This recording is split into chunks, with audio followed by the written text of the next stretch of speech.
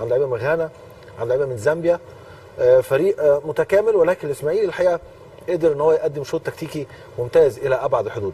دعني اولا احمد اثمن واحيي حكم المباراه المغربي رياض جيدي، لان حكم بهذه الجرأه وهذه القدرات ان يحسب لك بينالتي ويدي بطاقه حمراء لكارت احمر. هتقول لي ما هي بينالتي وهي كارت احمر، بس في حكام كتير بتغمض، في حكام كتير بتعمل نفسها مش واخده بالها، في حكم يروح جاي مدي، ولكن الحارس يعني وجبوه يعني تصرف غريب، يعني تصرف احمق بشكل كبير، عوقب عليه عقاب سريع وعقاب صحيح. ولكن مش كل الحكام، ده ممكن حكم يجي يحكم لك ماتش الاسماعيليه ما يديش البطاقه الحمراء دي ولا طبعا.